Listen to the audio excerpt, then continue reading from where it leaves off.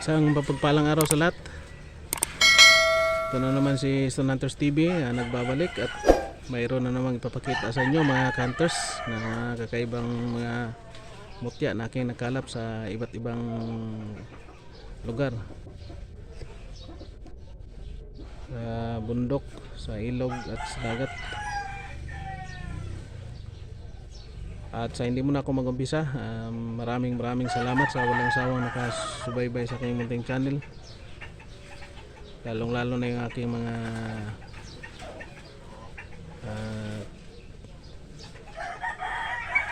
kapwa multi hunters, mga kaibigan antingiros antingiras, at big shout out sa ating mga lahat ng mga viewers, subscribers. Shout out kay ang hiwaga ng kalikasan, ay Mindones Stone Collections, Mr. and Mrs. Mindones Stone Collections, ay Tabs Rich Mutya Hunter, ay Nato Ibo Vlog, kay Musang Mutya Hunter Liwari, at sa hindi ko na mention sa mga kaibigan, big shout out na lang sa inyong lahat. Sana'y andyan kayo sa mabuting kalagayan. Ay papakita ko ngayon ay mga dati ko nang nakita, nakuha at bago. Ito yung nakuha natin na mutya ng langka. Yan. Ito ay tagos sa ilaw, mutya ng langka ito. Yan. Nakuha na naman tayo ng mutya ng langka.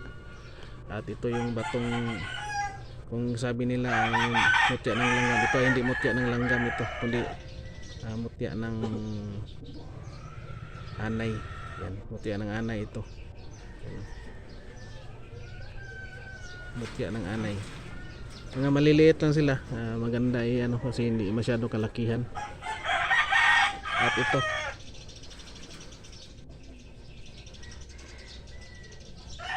din, sa langka din ito, dalawa sila kasi iba't ibang klaseng buto ng langka, mayroong puti, mayroong yellow, at ito ay nagiging crystallize na din at tumatagos na din ito sa ilaw. Katulad nito, ito ay tagos talaga sa ilaw, puti. Yan, iba-ibang lugar ng ang pinanggilingan nito. Ito sa ito ay sa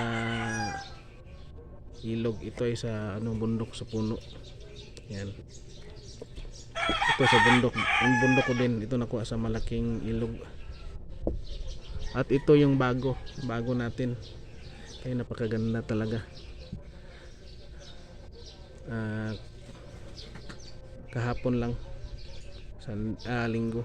Ito ay mutya ng langgam. Yan, ito ang mutya ng langgam talaga. Nakuha tayo ng yung flashlight para makita natin mga hunters kung tumatagos ba yan sa ilaw.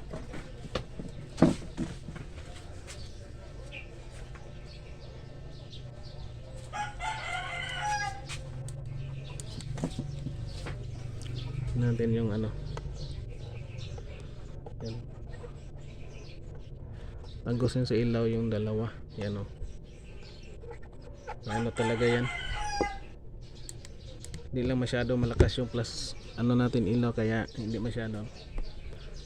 Ito ang mutya ng langgam. Yan, at titingnan niyo yan, ito ang mutya ng langgam. Sa bahay ng langgam ko mismo ito nakuha, yung marami sila, yung malaki na talaga. Tiningnan ko yung ilalim, nakakuha tayo ng bato na matigas. Yan, ito ang talaga mutya ng langgam. Yan, naka jackpot na naman tayo, nakakuha tayo ng mutya ng langgam. Hindi masyado siya kalakihan, tamang-tama lang. Yan, mutya ng langgam. Iba yung mutya ng anay. Yan, ito mutya ng langgam talaga. Yan, Yan, blurred, ayaw magpakita siguro. Ito nakachamba na naman tayo mutya ng langgam. At ito sa dagat, yan. Ganda. Yan o. Ito ay mutya ng tamilok kasi may tamilok na ikot dito. Yan o. Kaiba dito yung siya, kaikot siya, tapos ito may ulo.